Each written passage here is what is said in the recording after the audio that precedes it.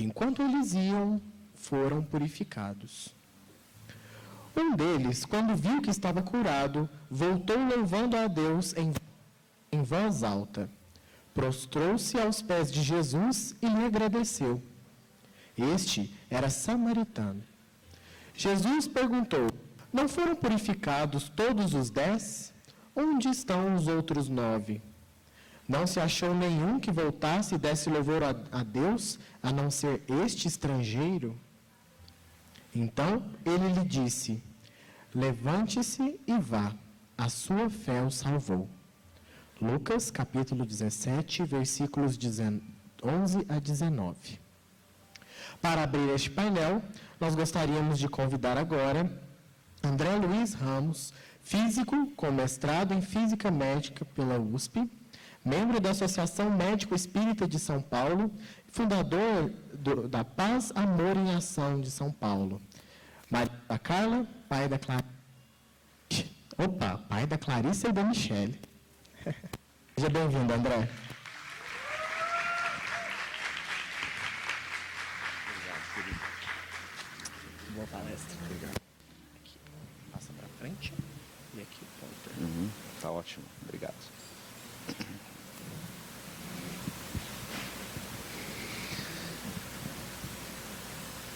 Querida cidade de Uberlândia, querido Brasil. Você gostaria do tripé?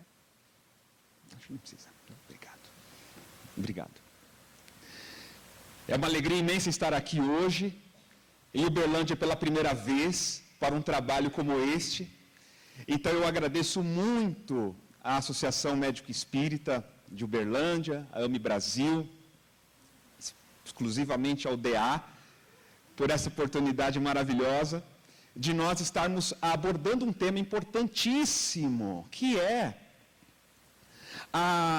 tratar das nossas dependências. E, na verdade, o caminho desse trabalho de hoje, dessa reflexão, ele vai ser, para todos nós, um convite para alavancar a coragem de mudar, coragem de ser luz, coragem para ser o Espírito, Filho de Deus que nós todos somos. Vai ser um encontro nesse momento, um contato profundo com o nosso campo mental. É nele que estão todos os conjuntos de informações, conceitos, crenças, conhecimento, para que nós consigamos estabelecer uma vida digna da felicidade que merecemos. Nós merecemos ser felizes. E para que isso aconteça, a autoeducação, ela é o procedimento de regeneração interior. É a autoeducação que é o que? O encontro consigo mesmo, com a luz que existe dentro de você, e a partir dessa luz sendo acionada, reverbera-se a transformação das energias. Então nós vamos aprender aqui alguns conceitos trazidos pelo método de Eurípides Barçanufo, e também unindo a ciência física e as obras de André Luiz, para nós podermos aqui, gente, observem, tem momentos que nós estamos assim, qual caminho eu devo seguir? A vontade de Deus está me direcionando para um lado, e às vezes do outro lado nós temos a minha vontade, ou a nossa vontade. Então qual é o caminho para a minha própria autoeducação? É o conhece-te a ti mesmo. Refletindo sobre esse tema, eu pensei, poxa, desenvolvo um trabalho em São Paulo. Sou fundador da Paz e Amor em Ação, e Eurípides Barçanufo é o mentor da nossa casa. Ele nos orienta a todos os trabalhos serem autoeducativos, todas as motivações serem autoeducativas. No momento que nós fazemos em torno de 800 sanduíches aos sábados para levar no pátio do colégio ou na Praça da Sé, nós levamos os lanches, mas Eurípides nos orientou, gente, para não entregar apenas o lanche, entregar os sentimentos em contato com o outro. É este alimento que as pessoas precisam e nós também. Então forma-se uma fila imensa, e com o objetivo de autoeducação nós escolhemos, poxa, hoje nessa entrega eu vou vibrar esperança. Não, nessa entrega eu vou vibrar alegria e perdão. Cada um escolhe o que vai levar como recheio do sanduíche. E aí é uma forma de autoeducação, porque na situação real ali, que muitas coisas acontecem, tem dependentes químicos, tem pessoas que estão armadas muitas vezes, tem famílias, tem crianças, tem jovens que estão em situação de vulnerabilidade, desenvolvemos a evangelização, muitas vezes ali na calçada, e damos o passe, muitas vezes em posição de mãos, para a melhora de um quadro emergencial de saúde que alguns possam apresentar. Já chegamos a chamar o SAMU para um rapaz que passou mal, e ali sentimos a dor dele, e fizemos uma imposição de mãos, e pedimos a ajuda dos espíritos, de repente, ele volta ao normal. Então, parecia um quadro obsessivo. Mas tudo aquilo nos ensinou. E eu identifiquei nessa reflexão, para o preparo dessa palestra, meus irmãos, que na prática, sou eu quem preciso da caridade para me educar. Somos nós quem necessitamos fazer o bem para promover a mudança que queremos. E essa autoeducação, eu vou pedir até uma salva de palmas para essa equipe que coordena o DA.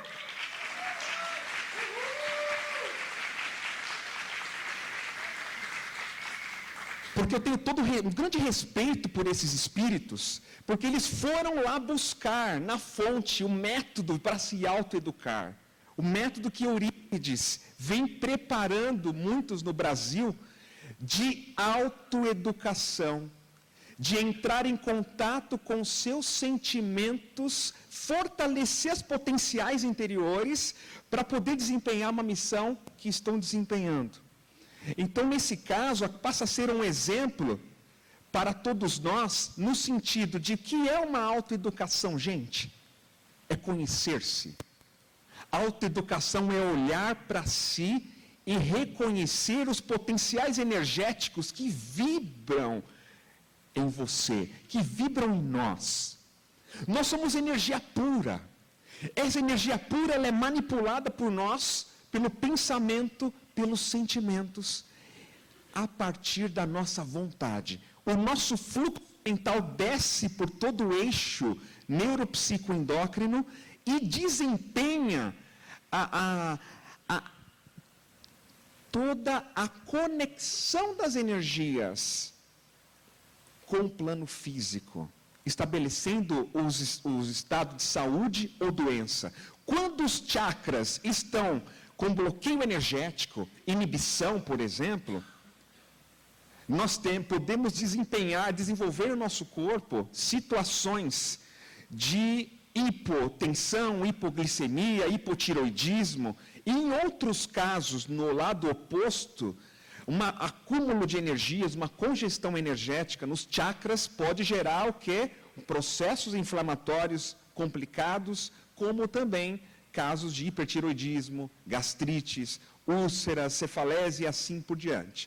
Os nossos chakras, que nós temos mais de 7 chakras, mas esses são os principais, eles trabalham na sua atividade normal, dando-nos a sensação e o estado correspondente à característica dele, como segurança, o primeiro chakra, o chakra básico, prazer, poder, amor, que é processado pelo chakra cardíaco, conhecimento no chakra laríngeo, e tudo isso pode estar em desarmonia ou em harmonia conforme a vontade do Espírito, que somos, em dar a frequência mental de acordo com os ensinamentos do Cristo, ou seja, com as leis morais que regem a harmonia do nosso corpo. Do corpo físico, mas sobretudo dos corpos energéticos que temos. Então, um caminho para a autoeducação, gente, um caminho seguro, não tem como desempenhá-la sem nos conhecermos em energia. Sem nós nos olharmos no espelho e perceber, eu sou o espírito, eu sou energia. Esse estado que eu estou tendo de depressão é um processo energético que se manifesta no meu sistema nervoso central. Mas se eu não mudo a minha energia, não tem como promover a real cura que estou, muitas vezes, terceirizando para o meu psiquiatra. Mas é nossa, a cura é nossa. A responsabilidade por nós é toda nossa. Para que esses chakras estejam todos em equilíbrio, a necessidade é do chakra cardíaco coordenar a função de todos eles. Porque nós aprendemos os chakras em sequência, mas nós estamos falando de dimensões onde cada um deles se manifestam. Então existe uma conexão em rede, de forma que o chakra cardíaco, que é o do amor, é o que coordena tudo. Quando o nosso amor não alimenta o chakra da garganta, eu estou falando mal do outro.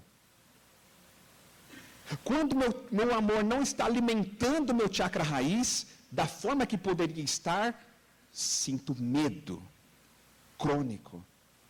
Quando nós, e assim por diante, situações do prazer, desregramentos do poder, e assim por diante, os demais estados que temos.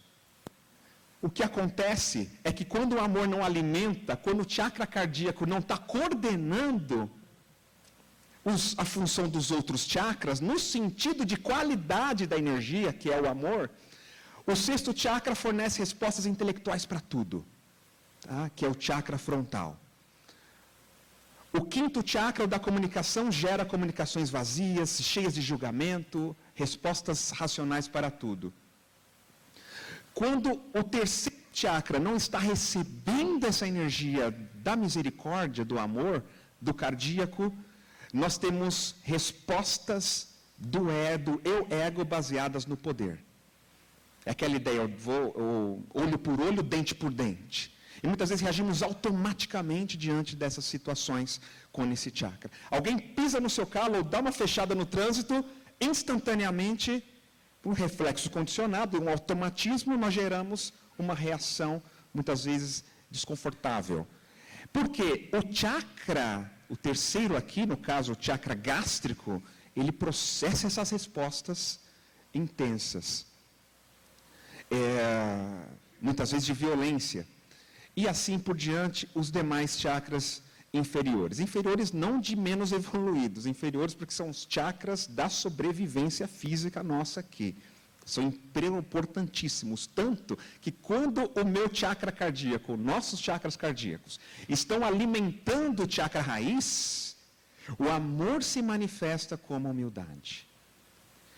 Quando no chakra genésico, o amor se manifesta com a roupagem da gratidão. Então, quando sentimos gratidão, estamos promovendo equilíbrio no chakra genésico, que é o chakra da criação, da energia criadora. Da mesma forma, assim por diante, segundo algumas literaturas, consideram, gente, o chakra esplênico, que está ligado ao baço, que promove um alimento energético vindo do sol para o sangue, através do baço. Considerando essas literaturas que admitem a existência do esplênico, a mansidão, o amor com a roupagem da mansidão, equilíbrio nos dá vitalidade. Por isso, bem-aventurados os mansos, porque eles herdarão a terra. É a vitalidade. E assim por diante, o plexo solar. É quando o amor preenche esse chakra e manifestamos ali, por esse chakra, o amor com a roupagem da fé, do aceitar-se a si mesmo, a confiança de realização. Tudo posso, mas naquele que me fortalece. E não é um tudo posso de forma onipotente.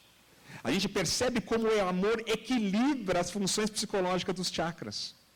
E quem é que faz essa distribuição aí para nós? Somos nós mesmos, através do foco do nosso amor manifestando-se nos ensinamentos que o Cristo nos deixou. Então, vontade, compreensão da verdade e também o amor influenciando no campo, no chakra frontal, dando pacificação. A gente percebe as bem-aventuranças aqui. Bem-aventurados pacificadores, porque serão chamados filhos de Deus. Estamos falando do chakra frontal. E assim por diante, a entrega. Quando nós nos entregamos de forma altruísta, sem querer nada em troca, mas a entrega, o amor se expressa nesse chakra coronário com a roupagem da entrega. Então é quando nós não agimos com misticismo, ou tendo uma vida simplesmente mística, mas a vida prática do amor em ação promove um equilíbrio nas funções do chakra coronário e beleza. Tudo flui no mais absoluto equilíbrio, porque ele é o presidente dos chakras, entre aspas. Só que é o amor vindo do cardíaco que distribui o processo de homeostase para todos eles. Agora a gente pensa, poxa, André, eu tenho esses chakras, como que eu faço para promover esse equilíbrio em todas as situações? Quando a minha esposa fala algo para mim eu não gosto, ou quando eu estou na empresa e de repente um colega de trabalho quer puxar meu tapete, eu estou sabendo disso e o que eu faço? Fico mal, mas o que eu faço diante desse conhecimento agora? A lição é a mesma, é distribuir o amor em nosso processo energético. A ação que Jesus nos deixou foi essa: amai-vos uns aos outros, como eu vos tenho amado. E como foi que ele nos amou? Com humildade. A humildade foi plataforma para a manifestação do amor de Jesus. Por isso era um amor equilibrado. Não dava o apego, não tinha posse, não tinha dependência afetiva, não tinha dependência química, não tinha nenhum tipo de dependência específica, fruto do egoísmo, para promover uma falsa felicidade. O amor de Jesus era equilibrado graças à humildade que ele tinha como base fundamental. Então nós vamos ver aqui 4 fases, ou melhor, 4 estados orgulhosos do nosso ser. 4 estados e verificar como foi que Jesus agiu diante desses tipos de estados orgulhosos do nosso ser. O primeiro, competição. O segundo estado energético em nós, que aí obviamente gera uma desarmonia nos chakras, é a rigidez. Depois a prepotência, a imprudência e perfeccionismo. Vamos ver em cada um deles onde nos enquadramos e de que forma a energia cósmica do ensinamento de Jesus pode nos auxiliar nisso. Primeiro estado, a competição. Estava, gente, os apóstolos felizes com a palavra do Cristo quando diz que o reino de Deus ia se estabelecer. Aí na última ceia, tudo uma alegria deles, e o Jesus falou que o mundo iria mudar para melhor e tudo mais. Aí os apóstolos começaram a brigar, a discutir sobre quem seria o maior. E aí se instalou ali um estado competitivo entre eles. Então, Jesus conversava com João no canto da sala, pediu licença, se vestiu à moda dos escravos da época, com uma bacia e água perfumada, começou a lavar os pés dos apóstolos, um por um dos apóstolos. Aí Jesus abaixa para lavar os pés de Pedro, e Pedro diz: mestre, não permito que o senhor lave meus pés. E lançou um olhar reprovando os seus companheiros. Pedro, permita, filho, que eu lave os teus pés, para que tu faças partes comigo, e não queiras ser maior que os seus irmãos de apostolado. Mestre, então não me lave só os pés, mas me lave o corpo inteiro. Pedro era muito fantástico, né? Inocente, ao mesmo tempo, mas ele era durão. E ele mostra essa fragilidade, e Jesus diz: Pedro, só o que está sujo é que necessita ser limpo. Mostrando que era o caminhar dele que precisava da limpeza. Muitas vezes, gente, é o nosso caminho que está meio sujo. Não é que nós somos maus, não é que nós somos cruéis, ou a pessoa que convive conosco. É o caminho dela que está meio sujo, a partir das experiências menos felizes que ela passou no passado. No momento que a gente perdoa, no momento que a gente dá misericórdia, limpa, e aí tudo flui. E aí, finalizando nessa passagem, Jesus fala: ora, se eu, Senhor e Mestre, vos lavei vossos pés, é porque deveis lavar os pés uns aos outros, porque como eu vos dei um exemplo, façais vós também. Na verdade, em verdade vos digo que não é o servo maior que o seu senhor, e nem o enviado maior do que aquele que o enviou. Ele mostra para nós, nesse momento, que ser grande é exercer um sentimento de reverência ao Filho de Deus que está na minha frente. Olha isso. É como Chico Xavier fazia todas as noites de autógrafos e que ele autografava e beijava a mão de cada um. E questionaram ele em uma situação que os seus lábios estavam sangrando, madrugada adentro, de tanto beijar as mãos das pessoas. E questionaram, ele disse: eu estou beijando as mãos porque com a minha idade eu não estou mais conseguindo ajoelhar para beijar os pés.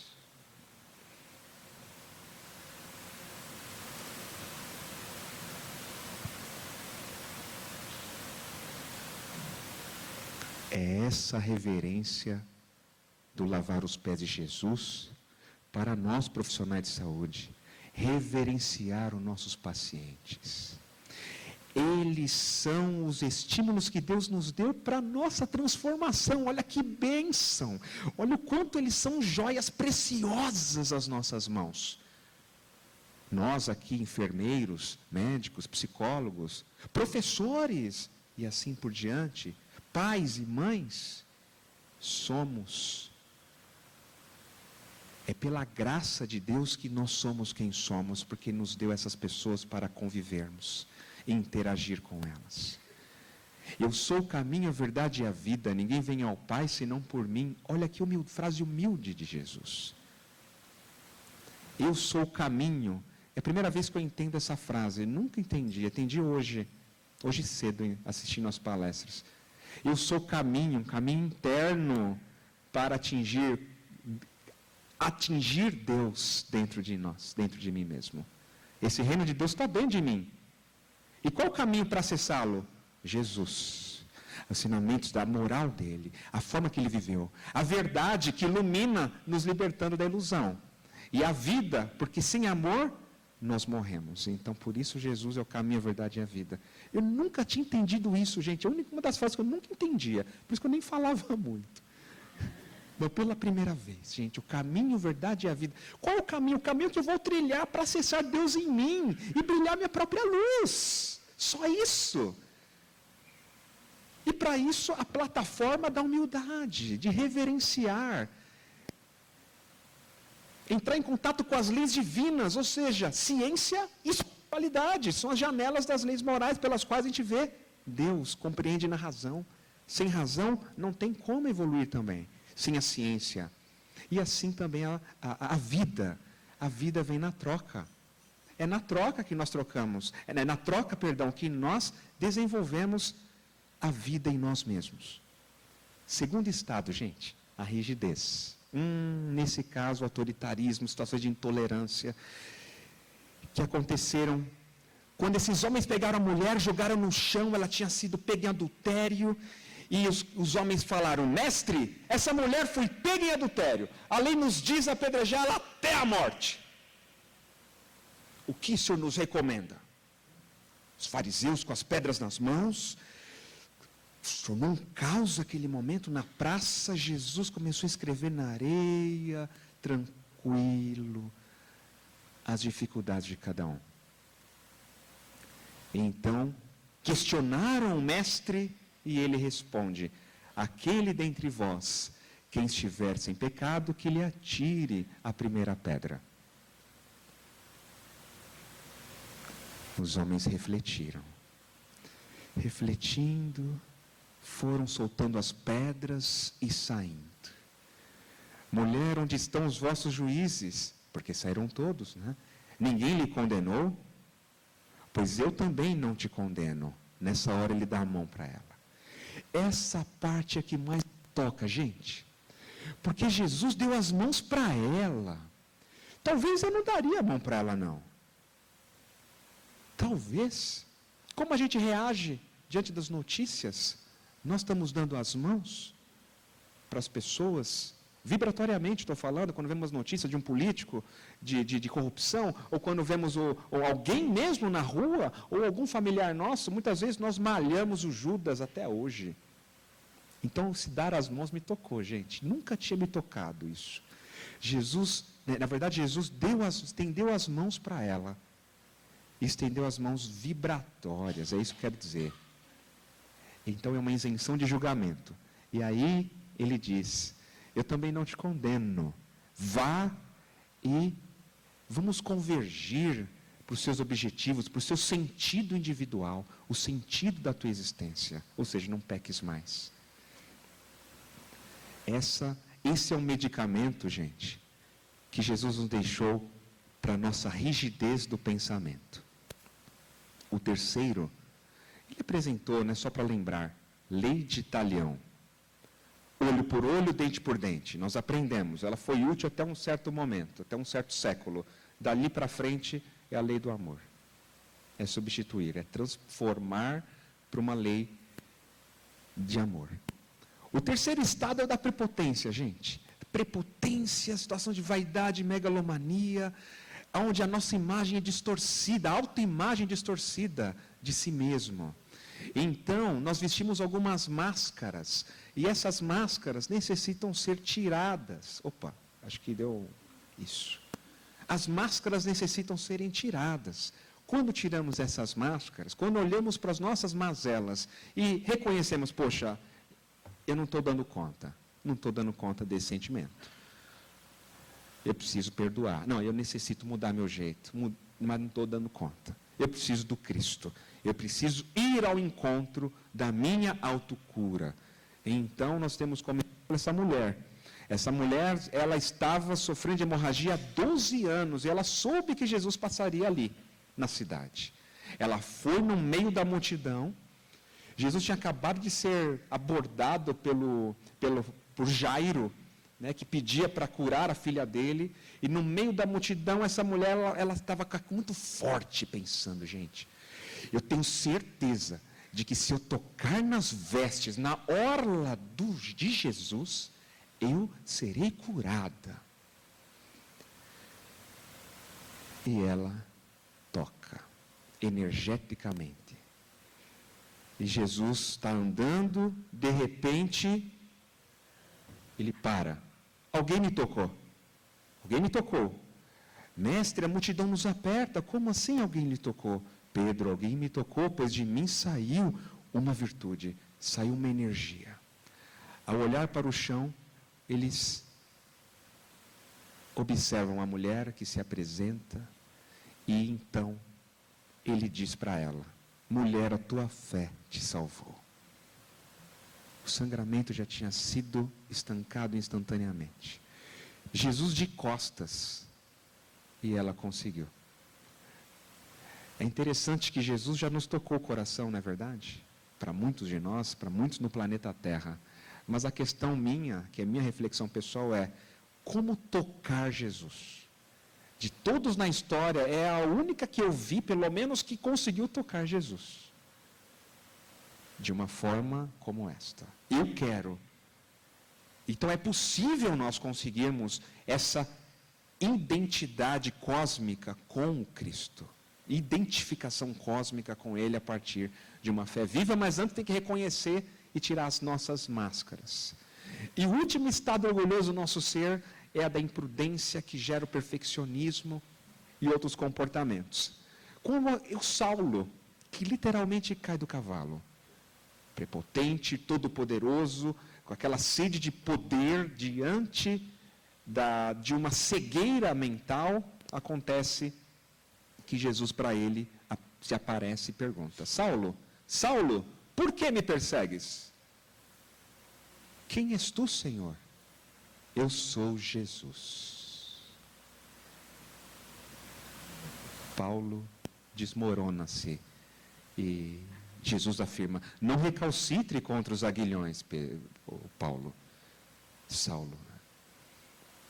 Saulo se recompõe, passa um filme da vida dele na mente.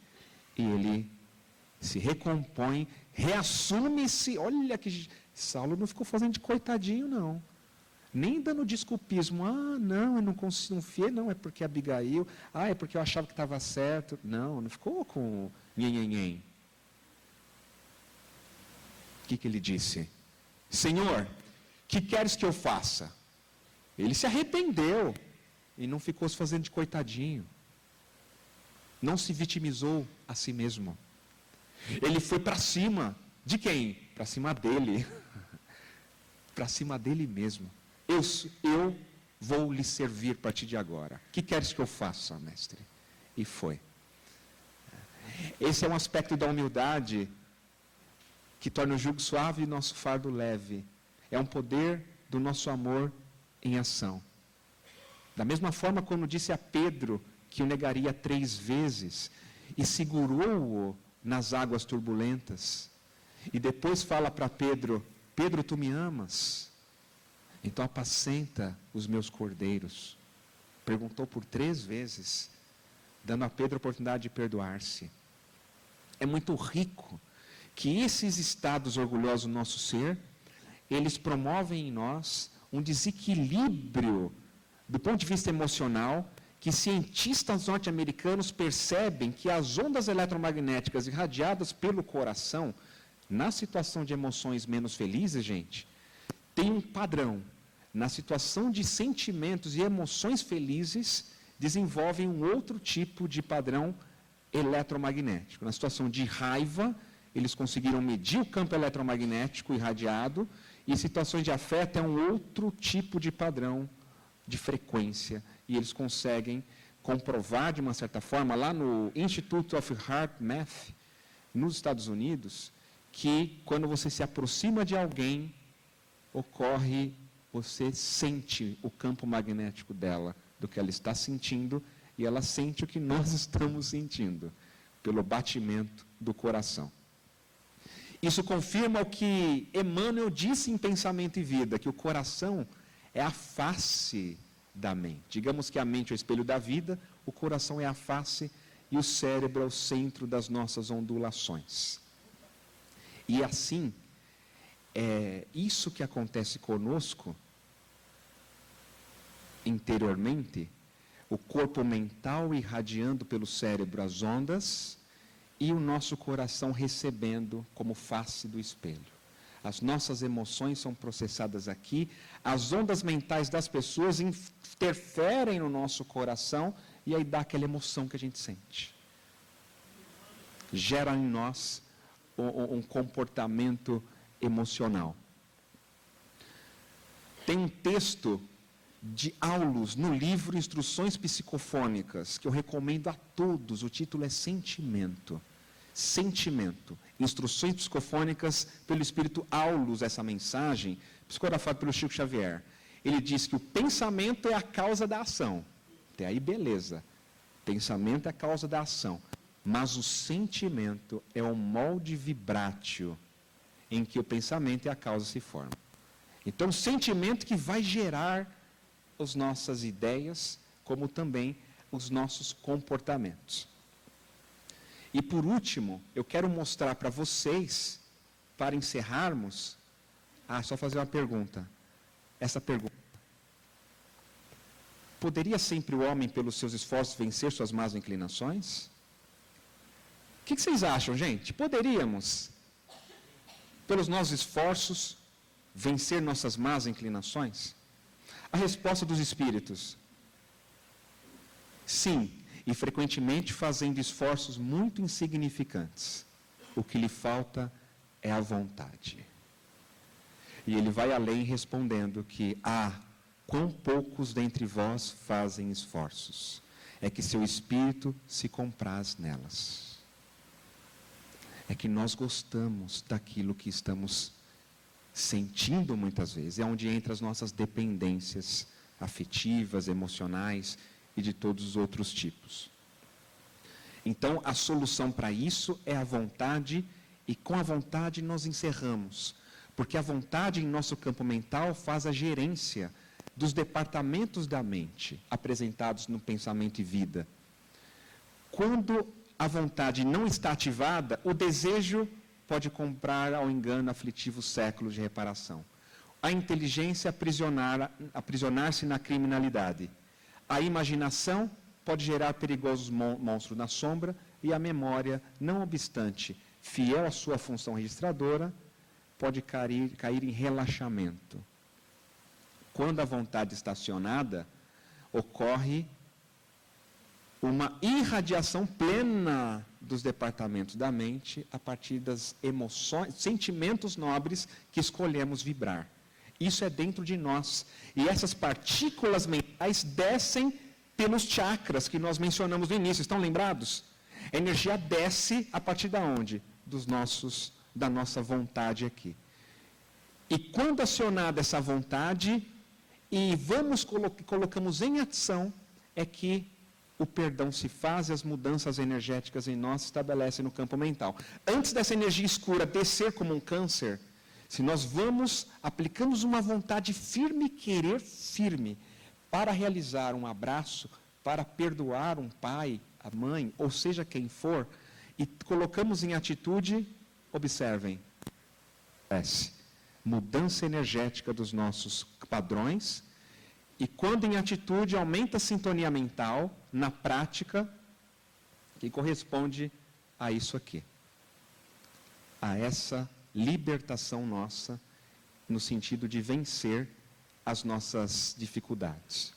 Então é por isso que Jesus falou, vós sois deuses, podeis fazer o que eu faço e muito mais. O fluido universal é nosso, é abundante.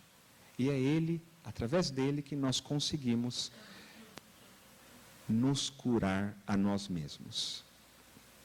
E que o Cristo possa nos abençoar e nós também abençoarmos a nós mesmos para empreender uma felicidade verdadeira que é a que nós merecemos na ação, na prática do amor. Muita paz, meus irmãos.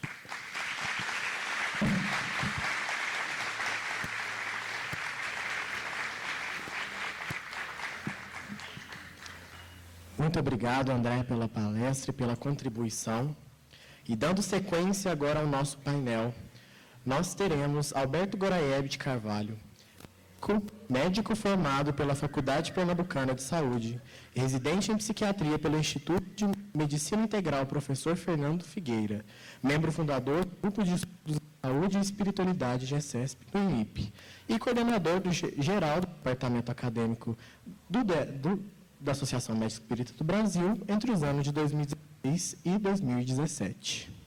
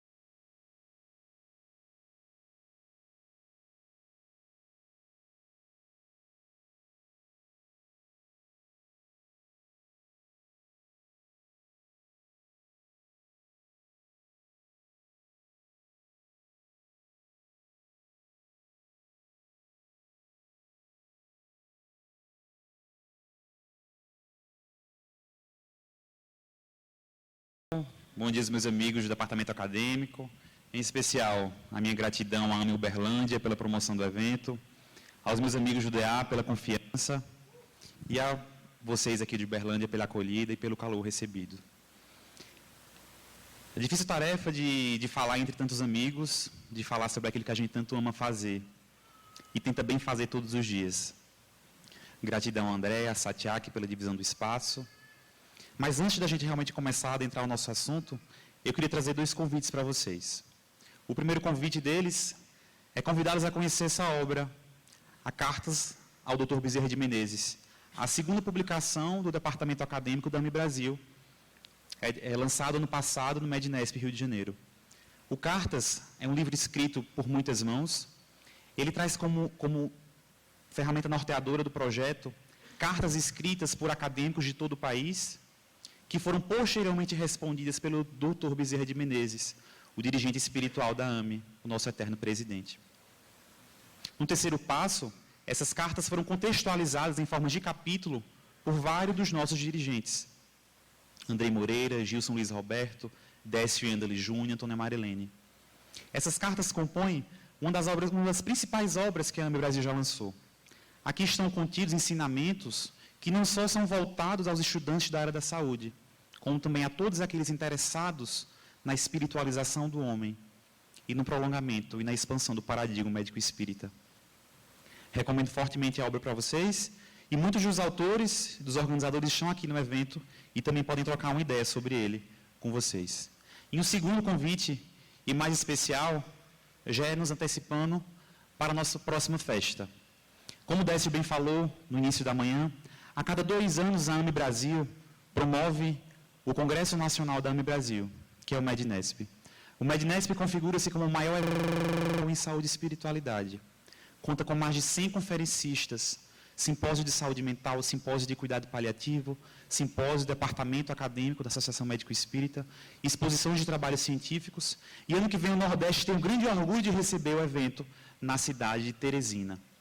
A gente lembra que as inscrições para o evento, que acontece entre 19 e 22 de junho de 2019, já estão em curso, e uma novidade para os acadêmicos é que os acadêmicos que submeterem trabalhos para serem apresentados no evento não precisarão fazer inscrição, terão a taxa abonada. Então comecem a se organizar para isso, que Teresina está com todo o calor característico da região para abraçar todos vocês. No site do evento já consta a empresa promotora e organizadora das empresas de turismo, com passagens aéreas, estadia e tudo mais para a gente se organizar para chegar no Nordeste ano que vem e espiritualizar o mundo. Mas a missão de vir aqui não era falar sobre o MEDNESP, falar sobre o Cartas, era a gente discutir um pouquinho sobre o cuidado paliativo.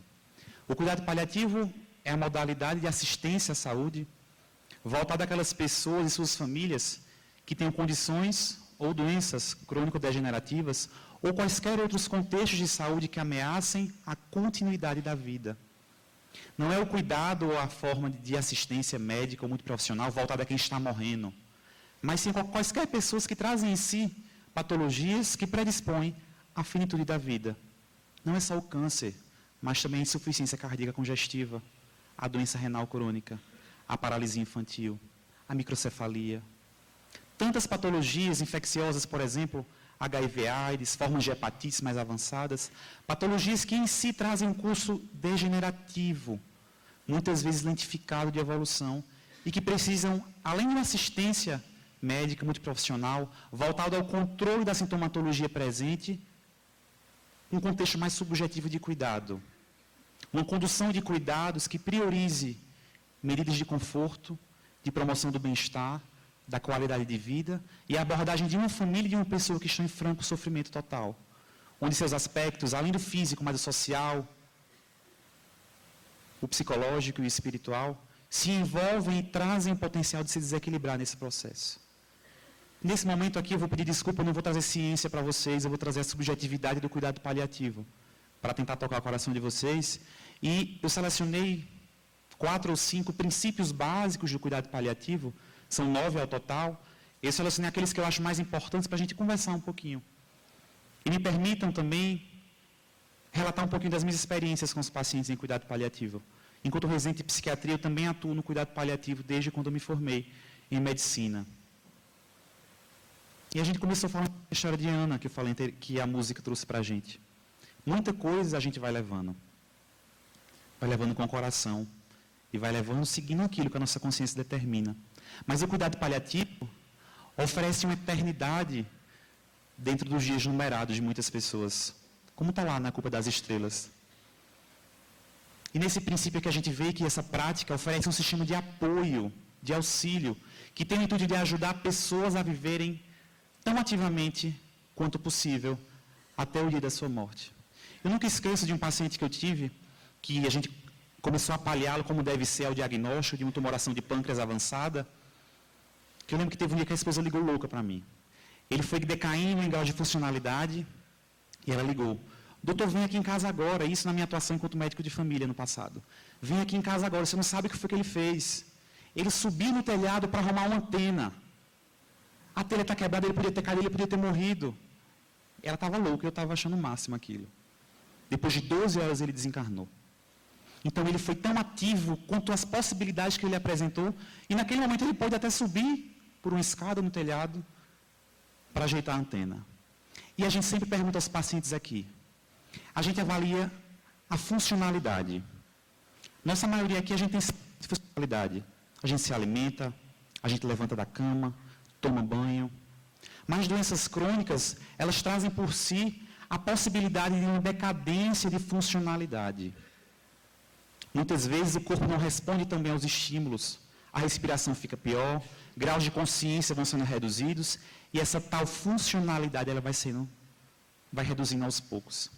E muitas vezes lembrar do que a gente já pôde fazer um dia, lembrar de como eu já fui independente, lembrar de como eu já fui mais ativo, isso causa sofrimento.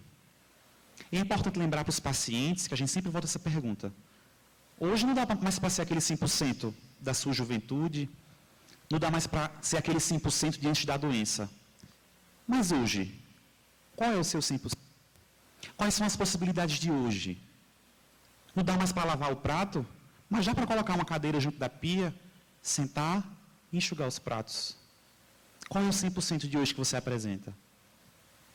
O cuidado paliativo é aplicável no início do curso de uma doença ou de uma condição, em conjunto com outras terapias que prolonguem a vida, incluem investigações necessárias para o melhor entendimento e abordagem das complicações clínicas que causam o sofrimento. Nesse contexto, a gente vê aqui esses gráficos que são tradicionalmente trazidos para a gente conseguir elencar um pouquinho do que é o contexto do cuidado paliativo. Tradicionalmente, as doenças elas têm um começo, um curso. Em certo momento, a gente via uma cisão da prática de assistência. A partir daqui, nada mais vai ser feito. Daqui para frente não adianta mais o remédio, não adianta mais a cirurgia, e havia uma cisão realmente que separava a prática de cuidado e a prática curativa, vamos falar assim, para iniciar uma prática paliativa, que depois, outra cisão seria a morte, em outro momento, a vivência do luto. Nos primeiros estudos do cuidado paliativo, que nasceram na Inglaterra, isso aqui foi modificando ao longo do tempo. Percebeu-se, a partir do Support, que é um estudo publicado em 95, que essa modalidade ela tem que começar, sim, a partir de uma perspectiva curativa, mas ela deve aumentar em grau de complexidade de atuação no que tocante à sua proposta paliativa. Em outras palavras, essa forma de cuidar tem que começar ao diagnóstico, e não mais na frente. E, ao longo da história natural da doença, da condição, ela precisa ser intercalada com condições curativas, que podem mudar o prognóstico da doença, mas também ter o espaço do cuidado paliativo para que receba o processo de morte, seja ele ativo ou passivo, e que dê espaço à vivência do luto. Essa era a compreensão inicial do cuidado paliativo, mas que também já foi atualizada. Hoje em dia, eu me aproximo mais desse modelo aqui de baixo. A gente vê que aqui tem um tempo zero do diagnóstico, e que as propostas curativas elas têm o seu espaço, mas uma proposta mais subjetiva, ligada ao cuidado da essência, ela vai ganhar o seu espaço. Esse cuidado de essência subjetiva, chamado paliativo, ele vai crescer em grau de complexidade, em detrimento de propostas curativas que visam a mudar o prognóstico da doença. Só que esse processo, isso aqui é o diferencial desse gráfico, ele tem que ser envolvido desde o início com apoio ao luto e o estímulo da esperança. Isso aqui é o modus como a gente deve fazer cuidado paliativo hoje em dia. A esperança e o luto ganham espaço para uma preparação daquele episódio que não vai ser um episódio cerrado e pontual. Fala-se não mais em morte, mas em processo de morte. Não mais no desencarne, mas na desencarnação. Ao passo que aquele perispírito e a essência espiritual desliga-se do corpo físico e segue a sua trajetória evolutiva. Morte em cuidado paliativo é processo. E toda morte, exceto aquela da emergência e súbita, ela deve ser paliada. E para deixar a coisa mais clara ainda para vocês, aqui está um gráfico mais complexo da prática em cuidado paliativo. Muitas pessoas falam que ele deve começar antes mesmo do diagnóstico, começar no fator de risco. daquela doença avançada. Começar a conversar com as pessoas que têm um fator de risco aumentado para câncer ou para outras condições crônico-degenerativas, antes mesmo de um possível diagnóstico. Pessoas que são paliadas ao longo do tempo, que têm os seus sintomas controlados e o cuidado de suporte, e que, em certo momento, esse cuidado paliativo ele vai chegar no nível 0 de propostas curativas. A gente vai falar agora de um cuidado, de um processo ativo de morte, de um cuidado que se aproxima da vivência do processo em si. E que vai dar espaço, e que não se encerra na morte, isso aqui é o mais importante. O cuidado paliativo ele não se encerra na morte. Sempre há uma família, sempre há uma comunidade que tem que ser trabalhada e cuidada, mesmo após aquele processo acontecer. Em outras palavras, a gente vê que o cuidado paliativo é aquela abordagem mais geral e que, em certo momento, que deve ser prestada desde o início do diagnóstico de uma condição crônica, mas que, em certo momento, a gente vai ver que ganhará espaço os cuidados de fim de vida, que são cuidados prestados de semanas a meses àquelas pessoas que têm um prognóstico estabelecido, e a gente tem escalas para avaliar isso na nossa clínica. E que também tem um cuidado mais específico, que de fato é o cuidado terminal, que é o cuidado das horas, daquele processo ativo de morte. E a gente também tem como avaliar isso. Geralmente tem hemodinâmica baixa, há uma descarga de cortisol, níveis de consciência começam a ser alterados, e medidas de suporte, por exemplo, a redução da hidratação, a redução da dieta, a abordagem da família ganha espaço nesses momentos finais. De outro modo, o cuidado paliativo ele tem 4 pilares fundamentais. O primeiro deles é a resolução e abordagem dos sintomas estressantes. E não é o sintoma que eu acho que está incomodando, é o que eu pergunto para você e você me fala que está incomodando. Eu posso até achar que a sua dor está muito forte, mas se você suportá-la, a gente não tem que tratar dela agora. Eu posso achar que a sua dispneia, a falta de ar, está muito importante, lhe incomodando muito, mas a diretriz quem vai me ofertar é você. Eu posso achar que o seu sono está tranquilo, você está incomodado com ele, então eu vou ter que tratar o seu sono, porque é a diretriz. Quem me dá é você. Outro pilar do cuidado paliativo é a abordagem multiprofissional. Não se faz cuidado paliativo com o médico sozinho, trancado numa sala. Por base, o cuidado paliativo traz a postura disciplinar como uma estratégia factível de cuidado. Minimamente, o médico, o enfermeiro e o assistente social, que ao longo do tempo foram ganhando espaço a psicologia, a fisioterapia, a educação física, tantas competências que na hora que se juntam para cuidar de uma pessoa e de um contexto familiar em franco sofrimento, determinado pela finitude, ganham espaço. E aí sim, a gente pode falar de um cuidado integral, para cuidar de pessoas que são, por essência, integrais. Um outro pilar do cuidado paliativo, a comunicação verdadeira com a família, a verdade, a recusa à conspiração do silêncio. As pessoas têm direito de ter a sua autonomia respeitada em todos os seus momentos. Tem direito de optar por qual caminho seguir daqui em diante. Se nos desensinamos de um modelo biomédico, de um contexto hospitalocêntrico, onde a gente entrega aquilo que é determinado pela minha ciência, onde eu vou escolher o que é melhor para você. A gente encerra com isso aqui em cuidado paliativo. É o seu caminho, é a sua verdade e é o seu direito. Enquanto você estiver aqui, enquanto você respirar, esse direito ele vai ser cumprido, respeitado. Aí sim eu posso falar de uma promoção de dignidade. Aí sim eu posso falar que a dignidade se cumpre, aquela que veio do nascimento, do desenvolvimento, desde a adolescência, e que se cumpre no final do arco histórico da vida. A gente vê que outro prisma do cuidado paliativo é que eles não pretendem apressar nem retardar a morte.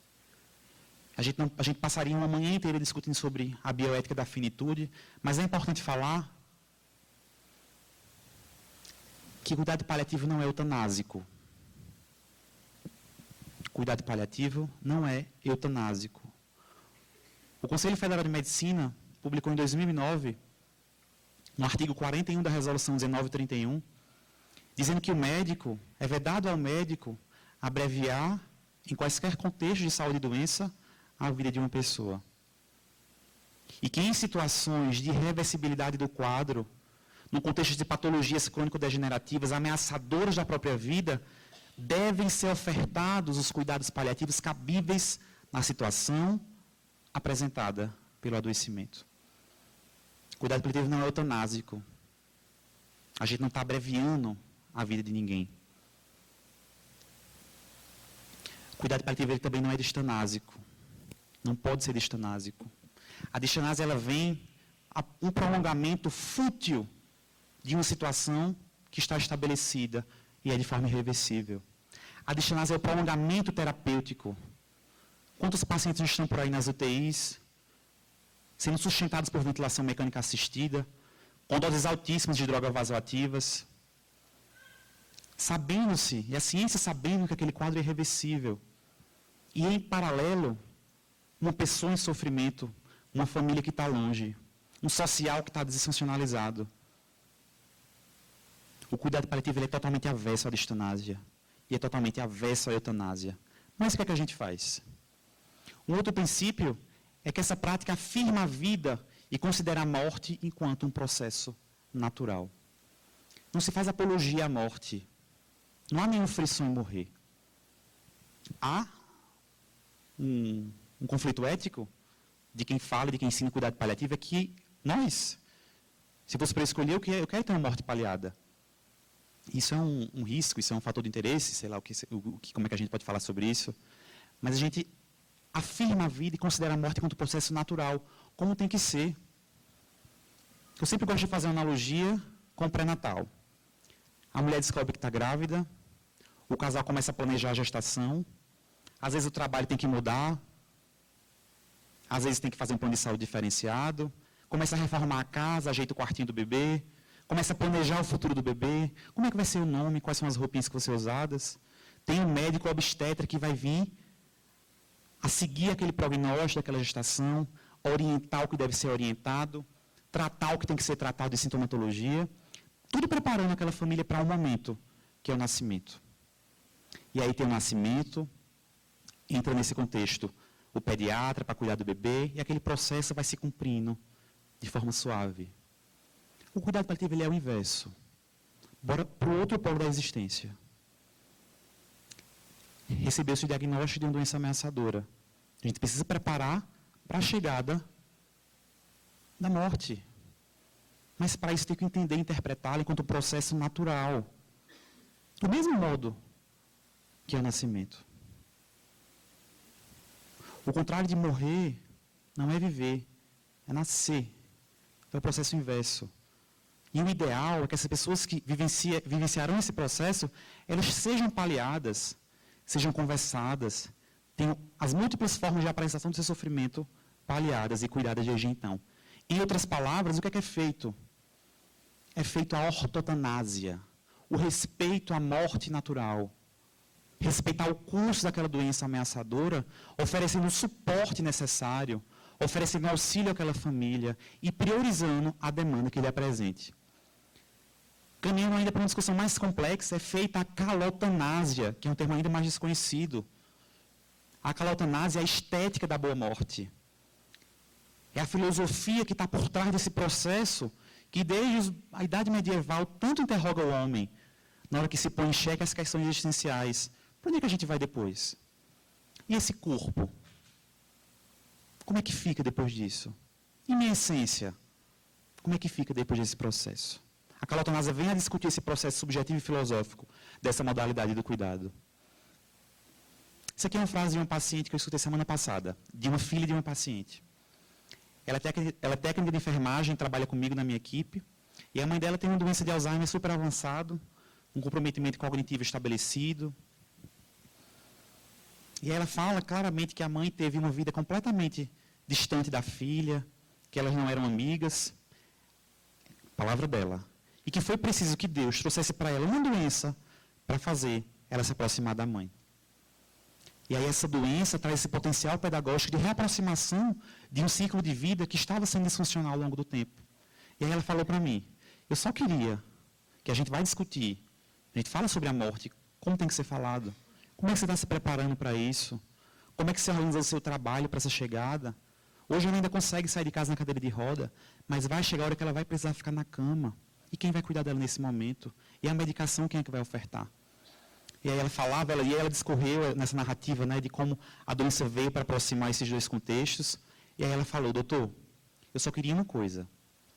Era que Deus tirasse um pouquinho dos meus dias e colocasse para ela, para que em algum momento a gente se encontrasse na linha da vida. Então, o cuidado paliativo, ele vem para cuidar de uma família. Não se palia uma pessoa sozinha. Ah, não tem família. Há um contexto ao redor de um indivíduo. Muitas vezes, inclusive, é a comunidade religiosa da qual ela faz parte. Não tem familiar para acompanhar na enfermaria, os amigos da igreja ficam se revezando, mas sempre tem alguém ali do lado. E não é parente sanguíneo, mas há um contexto que tem que ser cuidado e também paliado.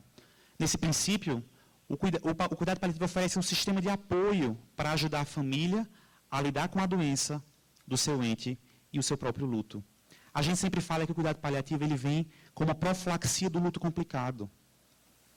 Uma família que é preparada, que é ouvida, que encontra espaço para falar das suas dores, é uma família que vai adoecer muito menos do processo patológico do luto, que tantas vezes acontece na hora que ela não é trabalhada. E a vida dói. A gente fala que há sempre uma estratégia em curso para a gente paliar uma pessoa. Primeiro tem um sintoma físico, geralmente a dor e a dispneia, a constipação, a alteração do sono, o prurido. Pode parecer complicado, mas é fácil tratar isso aí. A gente aprende o protocolo da morfina, a gente aprende como escalonar a dose, como potencializar a dose do opioide, a gente aprende sobre ventilação mecânica, a diferença do catéter para a Venturi, para o tubo, para a traqueostomia. A gente aprende o anticolinérgico para tratar o prurido. E a gente vai adentro um pouquinho a esfera subjetiva da pessoa e se depara com a instância da dor psicológica. A angústia, a depressão que a morte traz, a ansiedade, a alteração do sono. Adentra mais um pouquinho aquela essência e chega na instância social dele. A perda do papel social que a morte traz. E minha família, como é que vai ficar? Eu já escutei de um paciente, aquele mesmo do telhado. Doutor, não posso morrer. Como é que minha velha vai ficar? Se ela não trabalha? E meus filhos, que tinham filha que era deficiente, como é que ela vai ficar sem mim? O social dói. E a gente adentra mais um pouquinho a esfera subjetiva da pessoa e chega à essência espiritual e também existe a dor espiritual. Em qual momento aquela fonte de sentido e significado que nos mobiliza, que é o nosso combustível, até que ponto isso aí está desequilibrado? É nesse momento aí que a vida dói. Que não é o corpo que dói, não é a cabeça que dói, não é a conta para pagar que dói, mas é a vida que dói num contexto mais amplo. E a gente vê que muitas vezes a gente encontra um espectro dessa experiência de dor espiritual. Aqui está a fonte. Isso é uma analogia. Aqui está uma fonte. Aqui é o sentido da minha existência. Em algum momento, a gente chega a um estado de maior perturbação, de turvação dessa fonte. E aí vem a preocupação espiritual. As primeiras interrogações voltadas para o Criador, muitas vezes. Caminhando mais um pouquinho, a angústia espiritual, já quase não enxergo aquilo que para mim foi tão importante. Caminhando mais um pouquinho, na esfera mais intensa da dor espiritual, o desespero espiritual. A fonte foi completamente ameaçada. Cadê o combustível? Cadê o estímulo? De onde é que está vindo o oxigênio? Isso aqui é quando a vida dói. E a morte vai chegar. Sem frisson, sem apologia. Mas enquanto um processo que deve ser cumprido com a clareza que ele precisa. E a gente caminha um pouquinho, se ampara pela literatura. E Manuel Filomeno de Miranda, pela mediunidade de Divaldo Pereira Franco, nos ofereceu a seguinte ideia: não há mortes iguais. Tendo-se em conta as conquistas morais de cada pessoa, os requisitos espirituais que cada um tipificam, a qual tipificam, os apegos ou não à matéria, as fixações e jogos de interesse, as dependências físicas e mentais. A desencarnação varia de um a outro homem, que experimenta a perturbação correspondente, em tempo ao estado íntimo em que se situa. O processo de morte, gente, ele vai ser um reflexo, muitas vezes, da vida e da experiência evolutiva daquele indivíduo, do que ele enfrentou naquele momento.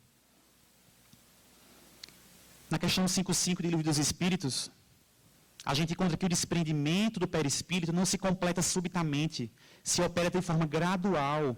Percebam como isso aqui corrobora com a proposta do cuidado paliativo, que tem que começar o mais precocemente possível, para auxiliar, sim, as equipes espirituais que vêm até nós para auxiliar nos momentos de desencarne.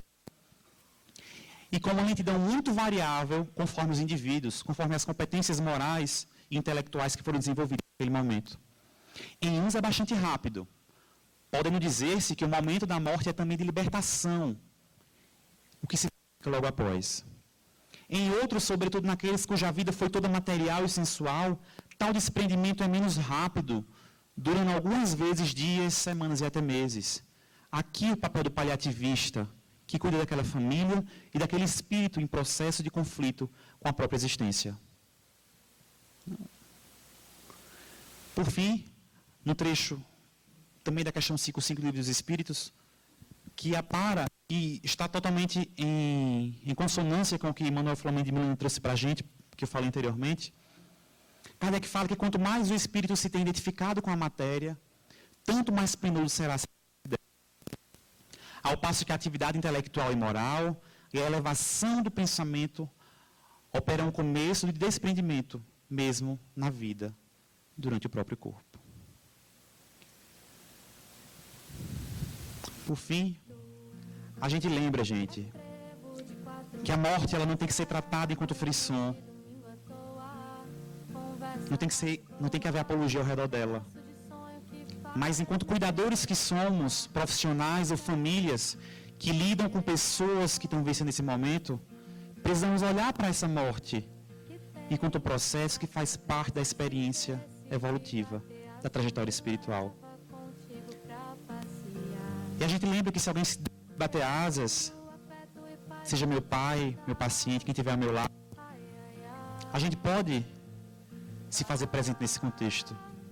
Chegar junto, cuidar daquilo ali que vai aliviar o sofrimento, dar espaço, validar o sofrimento do outro. Na hora que eu tendo um guardanapo para alguém enxugar as lágrimas, eu digo a ela que naquele espaço ela pode chorar. Que ali é lugar também dela chorar. Que minha mão é um mecanismo que ela vai se segurar para que naquele momento ela tenha o amparo que ela precisa. E a gente jura. Música. E a gente jura que afeto e paz não vai faltar. Um grande abraço a todos vocês e a gente se vê.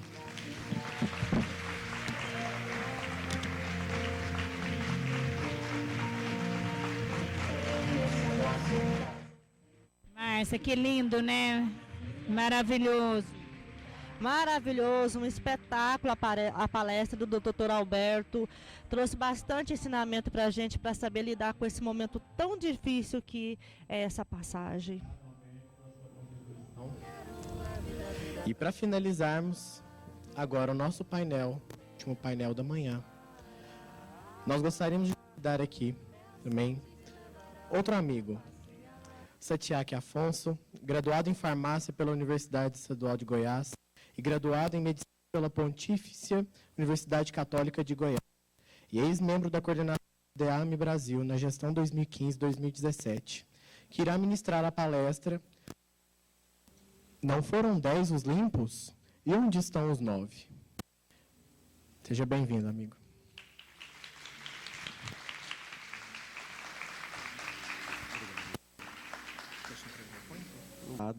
Para a gente, né? Facilita. E nada mais bonito, nada mais importante do que nós encerrarmos esse painel com Jesus, com uma das passagens do Cristo. Vamos lá tentar? Oi? Ok.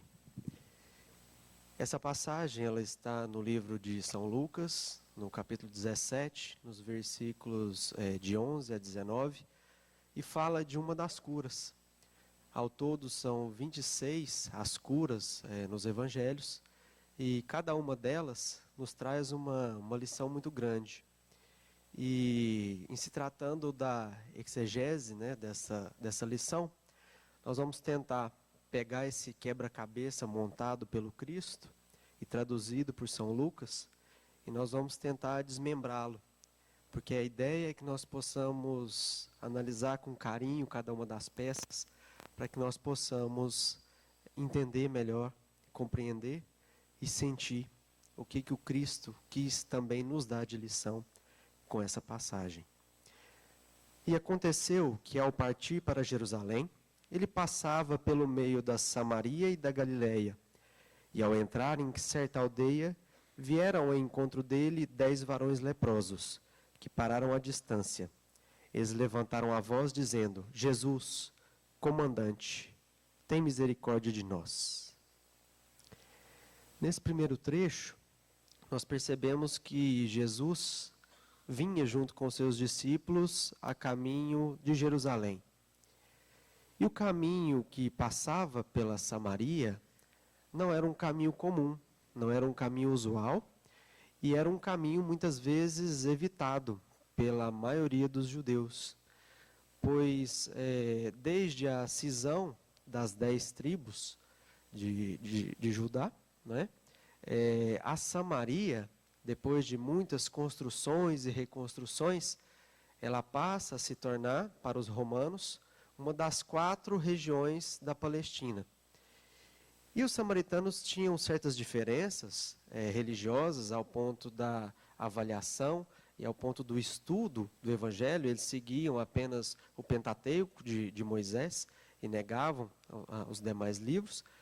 E a maioria dos judeus, especialmente os mais ortodoxos, consideravam os samaritanos como hereges. E é interessante que Jesus faz questão, muitas vezes, de utilizar aquilo que estava errado do ponto de vista da lei de Deus, da lei natural, e Jesus provocava, mas provocava sem agredir, sem ofender. E ele resolve passar pelo caminho da Samaria, subindo para Jerusalém. E ao passar pelo caminho da Samaria, ele penetra em determinadas aldeias.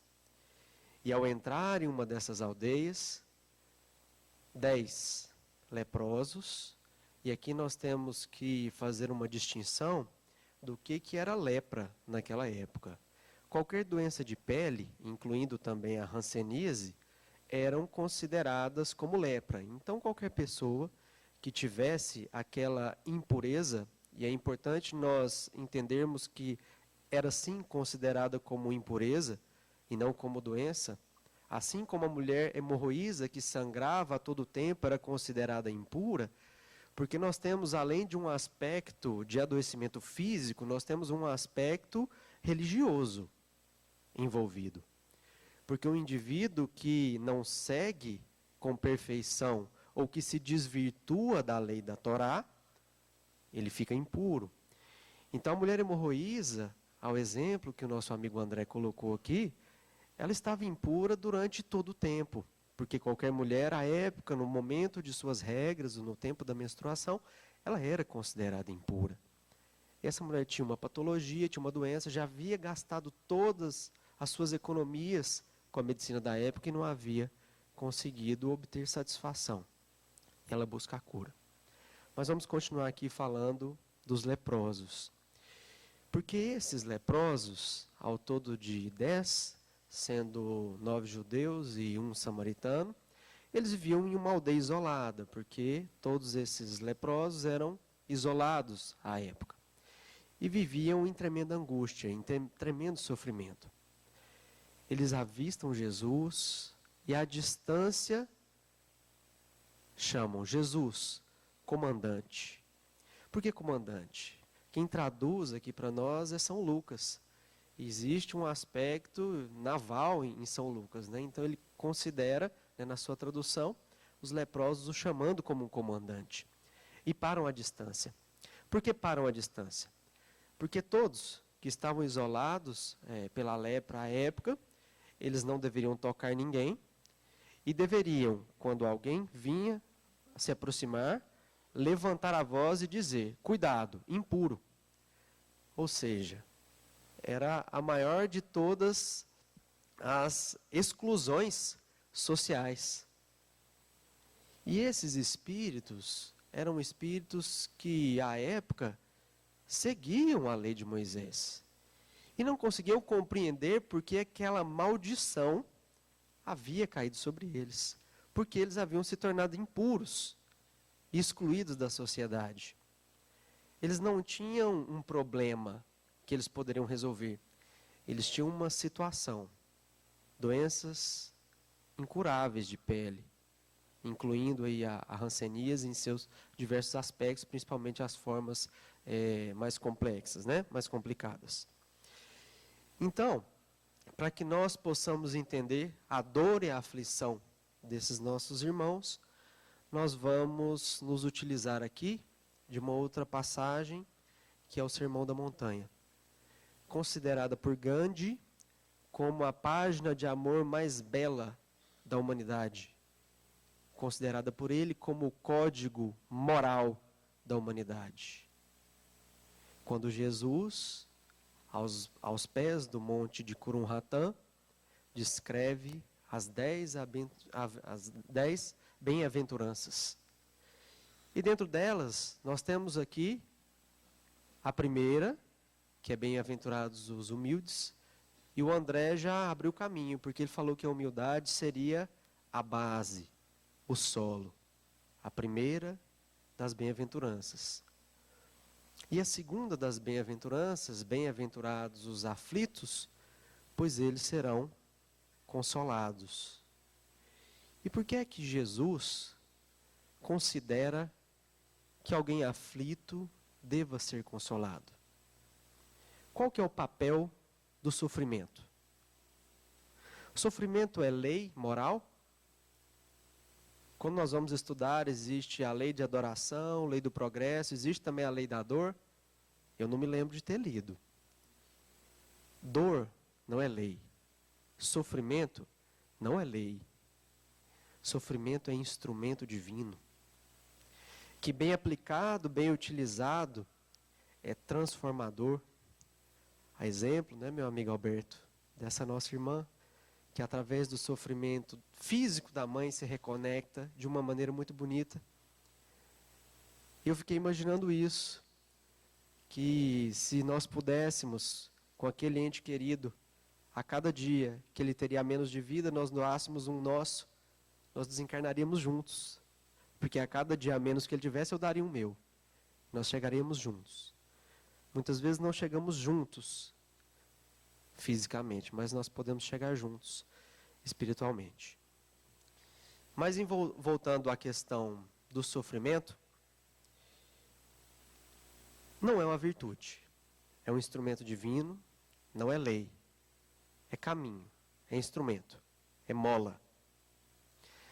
O grande problema é quando nós utilizamos a dor de uma maneira errônea. Quando nós nos revoltamos ao invés de aceitarmos. Então, dentro dessa bem-aventurança, qual que é o grande ensinamento que fica? Regeneração. Regeneração de espíritos. Deus, Jesus, não tem compromisso com o nosso corpo físico. Não é esse o objetivo. É por isso que ele permite, muitas vezes, desencarnes agressivos, mortes violentas. Porque o objetivo não é a manutenção do corpo físico, e sim a manutenção do corpo espiritual. E nós aqui já ouvimos, durante esses dias, que a perfeição é o nosso destino final. E quando nós pensamos em adoecimento, Emmanuel, no livro Vinha de Luz, através da mediunidade de Francisco Cândido Xavier, nos esclarece que todas as mazelas, todas as dores, em sua grande maioria, não partem apenas do componente físico. Não existe adoecimento físico que não apresente adoecimento também psíquico e também espiritual. Taylor Kent, que foi um dos maiores discípulos de Samuel Hahnemann, o pai da homeopatia, ele nos diz que a doença é o afastamento de Deus. Ontem aqui, o Marcos apresentou um conceito de saúde, que seria a conexão entre criatura e Criador. E olha que interessante esse conceito do que é doença para Taylor Kent. É o afastamento de Deus. Quando nós nos afastamos de Deus, nós nos afastamos de nós mesmos e nós nos afastamos do próximo. Existe uma cura muito especial de Jesus, que foi a cura da sogra de Pedro. Para desespero do próprio Pedro, Jesus a cura, né? Então Jesus chega e ela tinha febre. A única manifestação que ela tinha era febre.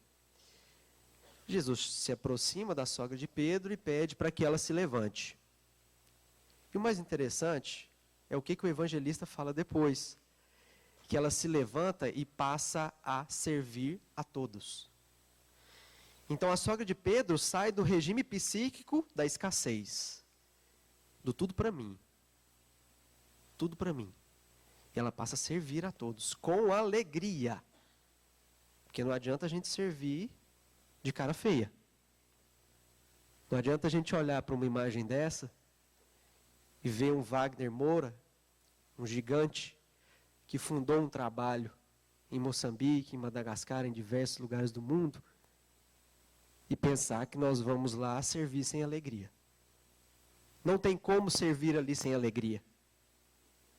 A alegria é o pré-requisito para que você possa servir. Então, assim como a sogra de Pedro serviu com alegria, que nós também possamos servir com alegria. E continuando, nós temos esse total, né, de 26 curas. E o evangelista prossegue. Ao vê-los, disse-lhes Jesus: Ide e mostrai-vos aos sacerdotes. E sucedeu que, ao saírem, foram purificados. Mais uma peça do quebra-cabeça. Esses 10 leprosos se anunciam a Jesus, o chamam de comandante, dizem que se ele quiser, eles podem ser limpos. Não curados, limpos. Jesus não limpa as suas chagas de imediato. Jesus os manda procurar os sacerdotes. E aqui nós precisamos explicar essa questão. Por que procurar os sacerdotes? Os sacerdotes, à época, eles tinham a função de vigilância sanitária. Eram eles que atestavam que as pessoas que se estavam doentes ou não. Então, se esses 10 leprosos estivessem curados, quem ia atestar que eles estavam curados? Então, Jesus estava fazendo uma medida de sanitária, falando que a gente tinha 10 indivíduos a menos, diminuindo a prevalência de hanseníase ou de todas as outras doenças de pele naquela comunidade. Jesus só pede que eles se apresentem. Mas eles ainda não estavam curados naquele momento. E o que é que nós faríamos se nós chegássemos hoje para um médico, num consultório, e disséssemos: doutor, eu tenho essa doença de pele aqui. Se o senhor quiser, o senhor pode me ajudar a curar isso aqui. E o médico dissesse para você: olha só, pode ir para casa que já está curado. Você iria estranhar, a princípio. Você não iria acreditar que estaria curado, só com essa frase. Mas com Jesus é diferente. O que Jesus estava utilizando nesse momento? Ele estava utilizando a fé desses 10 cidadãos. E nós precisamos entender agora o que é fé. Porque fé, no nosso atavismo de muitos anos aí, que nós acreditamos, não é acreditar em alguma coisa.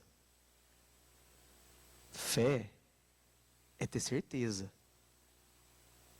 Fé, segundo o Evangelho, segundo o Espiritismo, no capítulo A Fé Remove Montanhas, num item muito profundo chamado a fé humana e a fé divina, nos é esclarecido que a fé é o sentimento inato dos seus destinos futuros. Então, fé não é uma crença. Fé não é acreditar.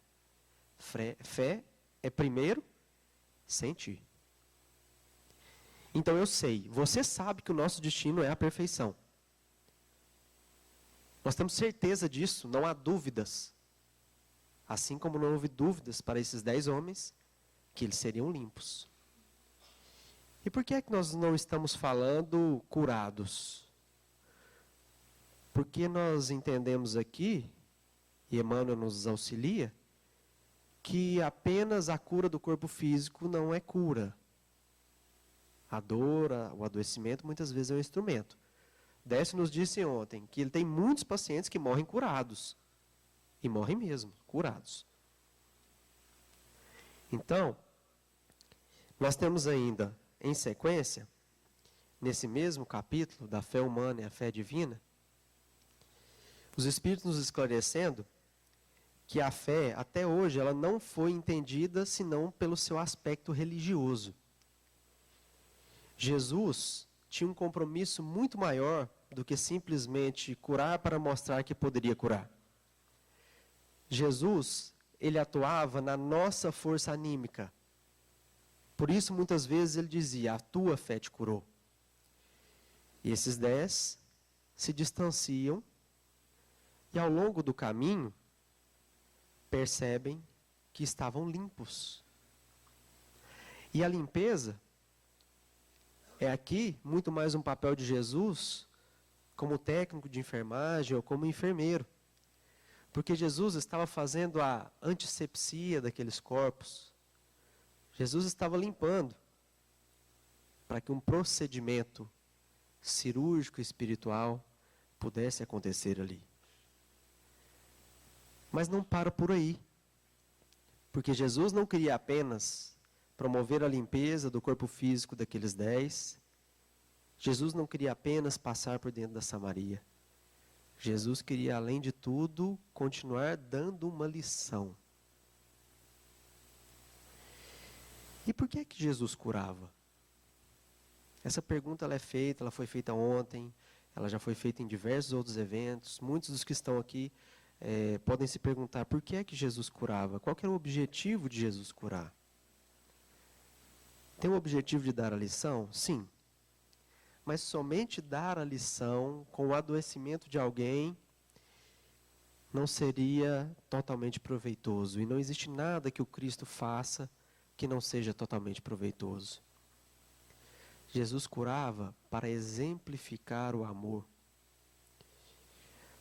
O André apresentou aqui para nós uma dicotomia, que na verdade era uma má interpretação, que seria a diferença entre a lei de Moisés, a lei de Italião, e a lei crística, a lei do Cristo, a lei do amor. Mas em um capítulo também inusitado do livro Boa Nova, a psicografia de Humberto de Campos, através de Chico Xavier, Jesus recebe Nicodemos. Nicodemos não conseguia compreender a respeito da lei de amor também contida no Evangelho de Moisés. E assim como Nicodemos, Tiago Menor, um de seus discípulos, não consegue compreender. Jesus pergunta a ele, Tiago Menor, qual era a lei de Moisés. O que dizia a lei em relação à justiça? E Tiago Menor responde com a lei de Italião. Olho por olho, dente por dente. E Jesus se escandaliza e pergunta, até tu, Tiago, procede como Nicodemos? Qual é a primeira lei? Qual é a primeira lei de Moisés? É a lei de amor. Amará a Deus sobre todas as coisas. Então a lei desde Moisés é uma lei de amor. Então somos nós que deturpamos a lei de amor. Então por que Jesus curava? Jesus curava por conta da lei de amor. Que funciona através do exemplo, que funciona através do pedido direto do Cristo, vá e não peques mais. E Décio já nos esclareceu hoje o que é pecar. Pecar é errar o alvo. Onde é que nós estamos errando o alvo? Onde é que na nossa encarnação nós estamos errando o alvo? Jesus é guia e modelo da humanidade. O que faz um guia? O que nós fazemos com um guia? Nós seguimos. Seguimos. Se nós viajamos hoje para um país estrangeiro e um guia turístico vai nos levar, nós o seguimos, quase que de olhos vendados. E se ele nos abandona, se ele se afasta de nós, ou se nós nos afastamos dele, nós ficamos desesperados. Mas muitas vezes, quando nos afastamos de Jesus, nós achamos que nós estamos certos. Porque quando nos afastamos de Jesus, nós nos afastamos de nós mesmos e nos afastamos do próximo. Não tem como ser diferente disso. Então nós precisamos utilizar Jesus como um verdadeiro guia e segui-lo. E modelo, o que nós fazemos com o modelo? Nós copiamos o modelo. Então a ideia é que nós possamos copiar o modelo de Jesus. Em um livro que completa 150 anos, neste ano, o livro A Gênese, existe uma parte, lá no capítulo 14, mais para o final, em que Kardec nos fala a respeito das curas. Como é que se processavam as curas? Existem diversas maneiras de se processarem as curas. Uma delas, Haroldo Dutra nos esclarece bem que foi essa cura da mulher hemorroísa, que quando ela vai para tocar na orla da túnica de Jesus, não era uma túnica qualquer. Era uma túnica de um grande mestre. E a túnica dos mestres, ela era de uma cor branca e a orla azul celeste. E essa orla azul celeste da túnica representava o contato daquele mestre com a lei celestial. Então essa mulher, ela toca na lei. E a lei divina e a lei natural são as mesmas. E na Gênesis, Kardec nos esclarece que neste momento desta cura não houve magnetização por parte do Cristo, e sim uma irradiação fluídica natural. Então, fluido saiu de Jesus sem que ele impusesse suas mãos. Por conta dele? Não. Por conta dela. Ela fez isso. Nós podemos fazer isso. Nós temos a capacidade de nos curar. Nós temos a capacidade de utilizarmos o fluido cósmico universal que circula em nós. Em Mecanismos da Mediunidade, André Luiz nos esclarece que todos nós temos um campo mental. Este campo mental gera uma corrente mental. Essa corrente mental, ela tem frequência. Ela tem cor, ela tem cheiro. Nós vimos ontem que nós podemos, através da nossa matéria mental, produzir, de acordo com os nossos pensamentos, larvas mentais. Mas nós também podemos produzir perfume mental. As imposições de cura dos espíritos superiores apresentam uma frequência, um tamanho de onda diferente, que penetra o nosso corpo físico e nos cura. É por isso que nós, muitas vezes, nos colocamos na condição, e muitos aqui fazem isso, de passistas, para que possamos impor as mãos, e espíritos superiores que chegam através de nós como instrumentos, possam curar aqueles doentes, impondo correntes elétricas espirituais. Então, tudo parte de um fluido único, que é a matéria primeva, a matéria principal, que é o fluido cósmico universal. E esse mesmo fluido cósmico universal, ele pode apresentar grau de pureza absoluta. Lógico que nós, em nossa condição, não vamos conseguir fazer isso. Isso é função do Criador, moldar esse fluido cósmico universal. Augusto dos Anjos escreve um poema dizendo que nós estamos mergulhados no amor de Deus, nos seus feitos de amor imersos. E o que é que representa a materialidade desse amor divino para nós? Onde é que nós estamos mergulhados? No fluido cósmico universal. Então nós podemos moldar a nossa própria cura e nós podemos ser instrumentos de cura. Instrumentos, bons instrumentos. E é isso que a doutrina espírita nos pede. Que nós possamos diminuir as nossas más inclinações. Nosso papel agora é de luta interna. É de luta contra os nossos defeitos. É de luta contra tudo de ruim que nós temos feito. Mas não nos enganemos, não é fácil. São Paulo já nos dizia: o mal que eu não quero fazer, eu faço. E o bem que eu quero fazer, eu ainda não faço. Mas é um exercício. E nós, evoluindo para o final, percebemos que Jesus manda os 10 se apresentarem aos sacerdotes, e no momento em que eles percebem que estavam limpos, apenas um deles retorna para agradecer. E um deles, vendo que estava curado, retornou, glorificando a Deus em voz alta, e prosternou-se aos pés dele, rendendo-lhe graças. Ele era samaritano. Em resposta, disse Jesus: não foram purificados 10? Onde estão os 9?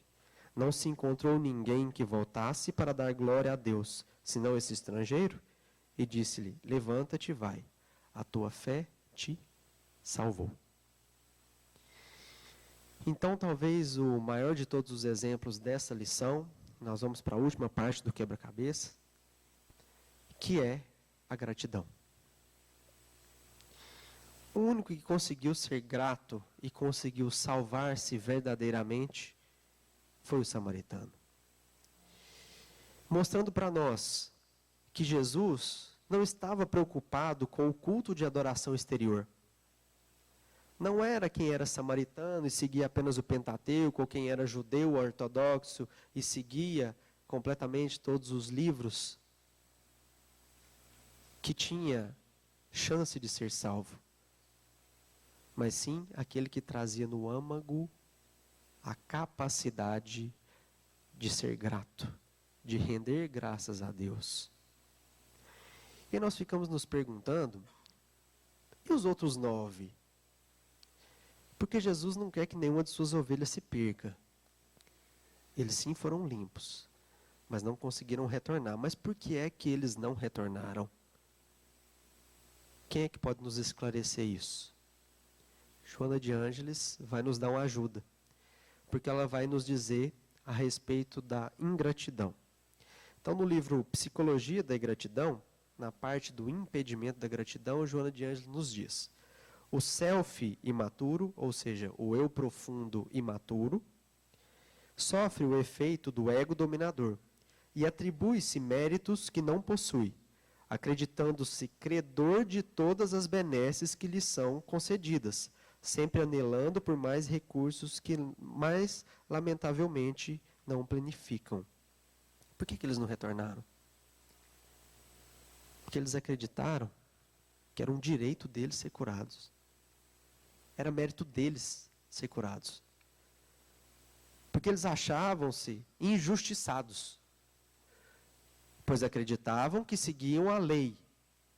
E por seguirem a lei, não deveriam ter se tornado impuros, mas tornaram-se. Precisaram retornar ao primeiro degrau do Sermão da Montanha, a humildade de aceitar,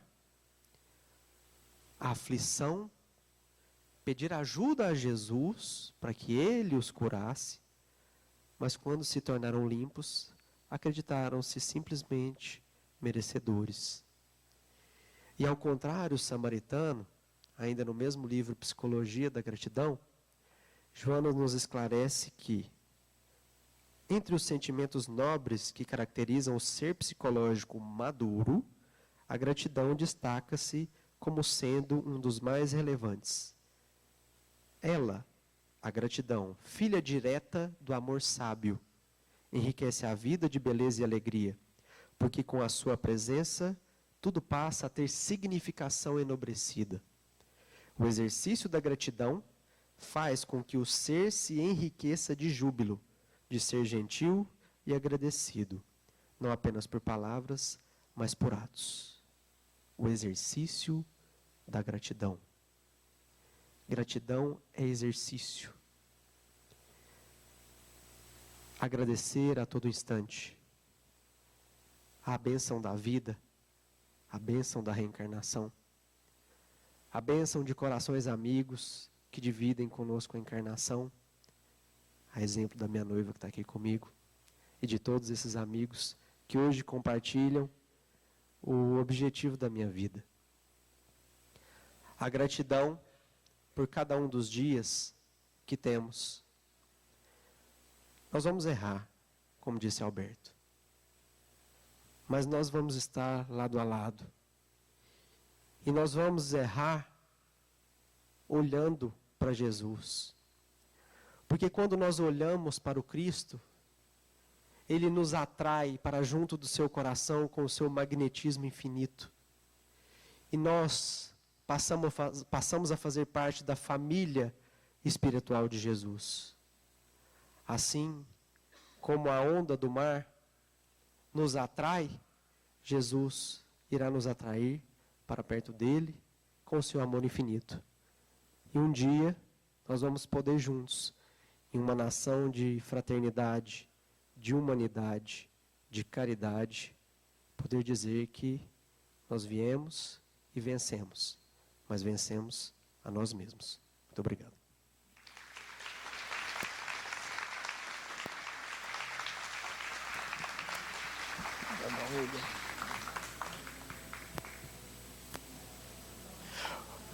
Muito obrigado, Sati, pela contribuição.